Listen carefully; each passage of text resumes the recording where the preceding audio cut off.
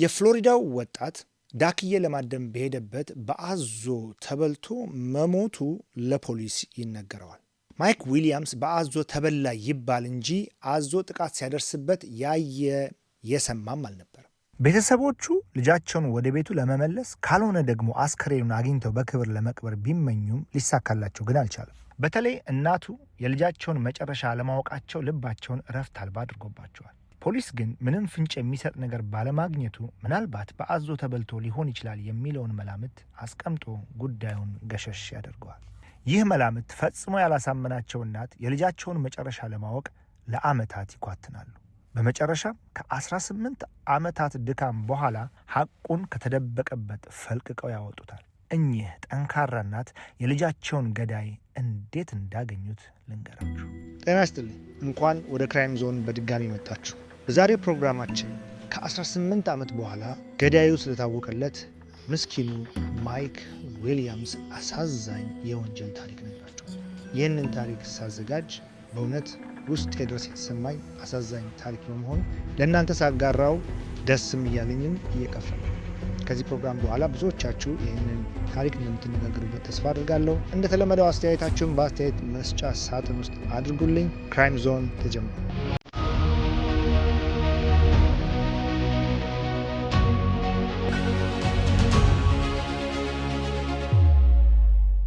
ፍሎሪዳ የሚገኘው የሴሚኖል ሐይቅ የማርክ ዊሊያምስ ተመራጭ ቦታ ነው።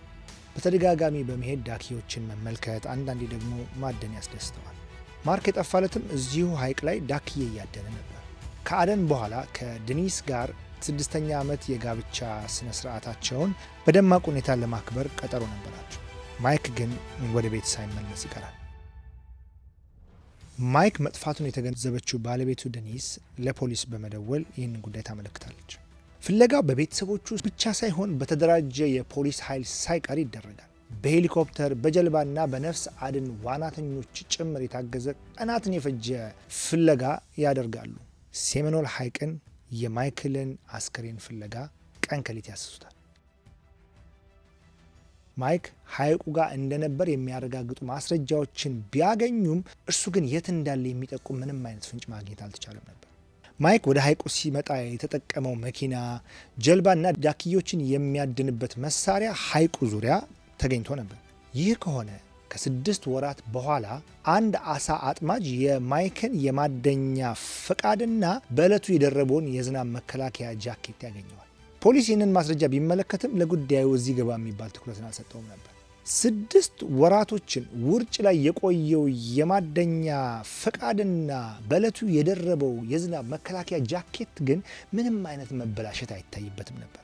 ነገሩ እንዴት እንዲህ ሊሆን ቻለ ቢያስብልም ለጉዳዩ ከማይክና ከእናቱ ውጪ ትኩረት ሰጠው ማንም አልነበር።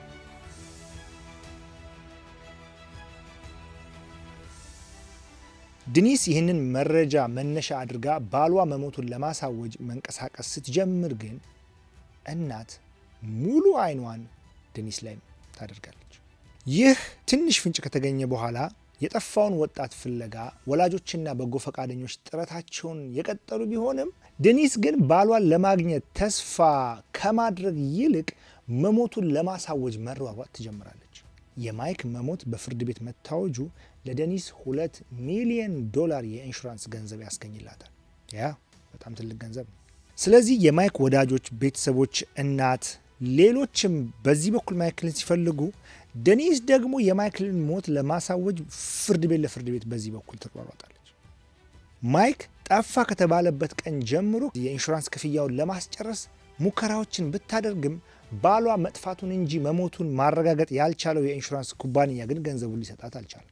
እናም ከ6 ወር በኋላ የማይክ ነው የተባለው ጃኬትና የማጥመጃ ላይሰንስ ወይም ፈቃድ ሲገኝ ነገሩን እንደ አዲስ እንደ ማስረጃ በማቅረብ ፍርድ ቤት ለፍርድ ቤት ክርክር ትጀምራለች። ክርክሩን ማሸነፍ እንዲረዳትም አለ የተባለ ጠበቃ በውድ ገንዘብ ትቀጥራለች። ተሳክቶላትም ፍርድ ቤቱም የቀረበውን ማስረጃ መነሻ አድርጎ የማርክን መሞት ያውጅላታል። ይሄኔ የቋመጠችለት $2 ሚሊዮን እጇ ይገባል። ህይወቷን እንደ አዲስ መኖር ትጀምራለች። ይህ ሁኔታ ሰዎችን ትንሽ ግራ ቢያጋባም በባሏ ተስፋ መቁረጥ እና ፍለጋ አለመውጣቷ ግን ወንጀል አይደለምና በቸልታ ያልፉታል። በዚህ ሁሉ ጊዜ ግን የማይክ እናት የዴኒስን የእያንዳንዷን እንቅስቃሴ መከታተል አላቆሙም ነበር።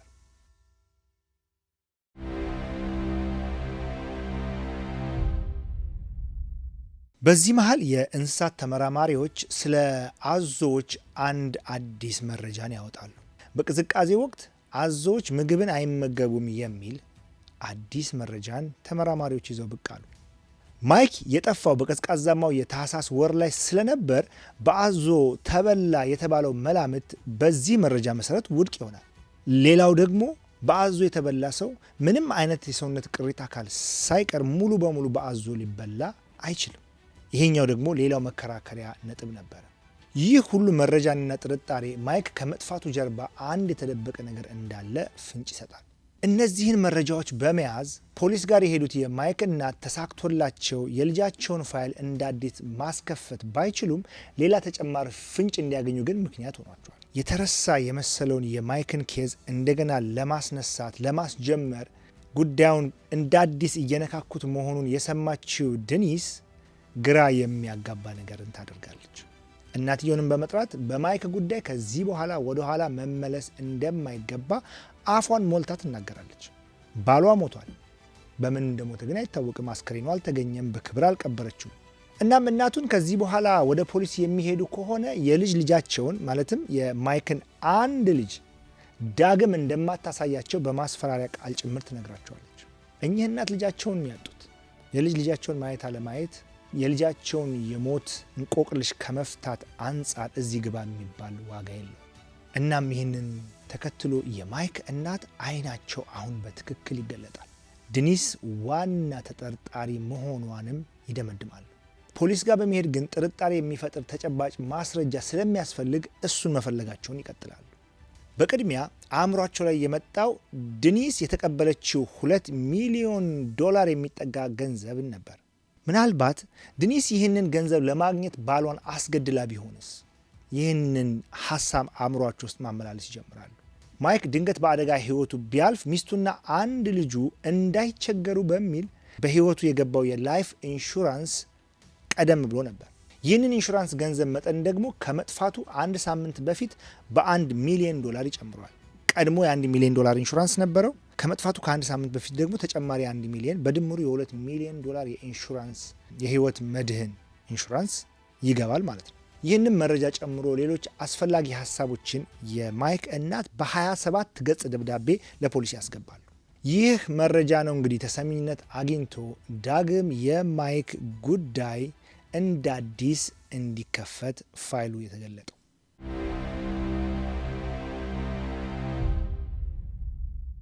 እናም ፖሊስ ምርመራውን የጀመረው ከኢንሹራንስ ጋር በተያያዘ የተፈጸመውን ክፍያ ከኢንሹራንስ ኩባንያው ጋር ነው። ይህንን ማጣራት የመጀመሪያ ስራቸው ነበር። ማይክ የህይወት ኢንሹራንሱን ወይም የህይወት መድህኑን የገዛው ከልብ ጓደኛው ከብራየን ዊንቸስተር ነበር።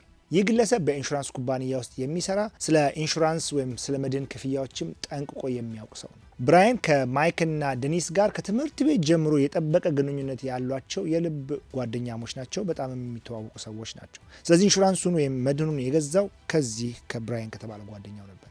ይህ ሰው በሚገርም ሁኔታ ማይክ ከጠፋ በኋላ ግን ከዴኒስ ጋር የነበረውን ጓደኝነቱን ቀይሮ ወደ ፍቅር ያደርገዋል።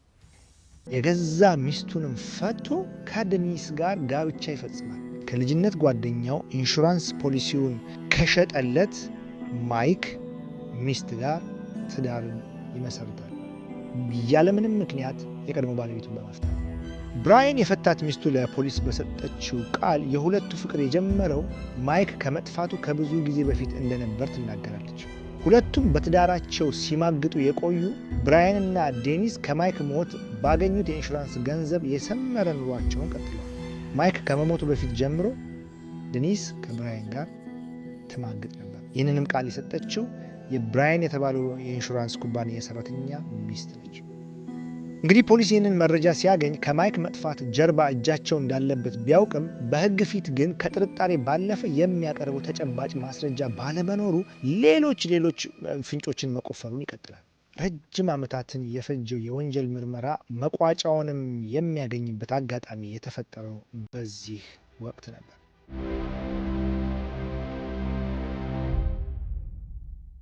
ደኒስና ብራየን ትዳራቸው ላይ ማግጠው የጀመሩት ፍቅር ረጅም ርቀትን ሊያስኬዳቸው አልቻለም። ፍቅራቸውን ለማቆየት ቢሞክሩም በመሀላቸው የሚፈጠረው አለመግባባት ግን ብዙ ርቀትን አላስጓዛቸውም።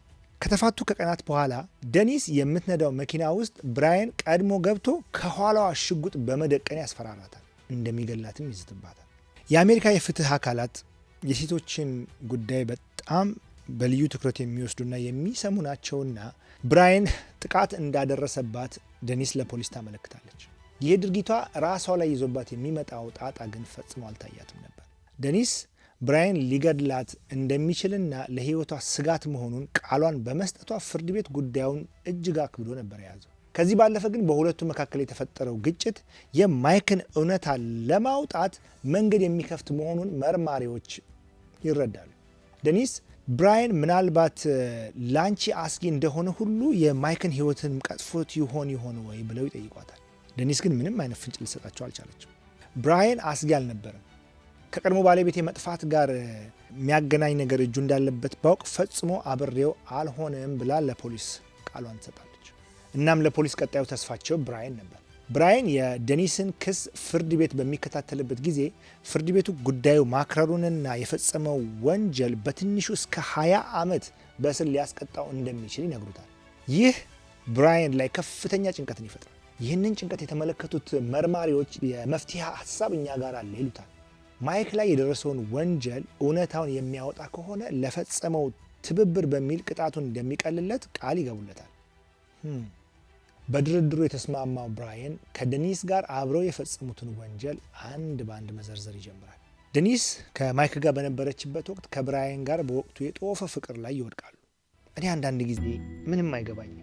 ብራየን፣ ደኒስ እንዲሁም ማርክ ከሃይ ስኩል ጀምሮ የሚተዋወቁ ጓደኛሞች ናቸው። ማርክና ደኒስ ተፈላልጎ ተጋቡ። ከዚህ ሰው ጋር እንደ አዲስ ፍቅር ሊጥላት የሚችል ነገር ከሃይ ስኩል ጀምሮ ያልያዛት ፍቅር እንዴት ሊይዛት ቻለ? አስተያየታችሁን እፈልጋለሁ።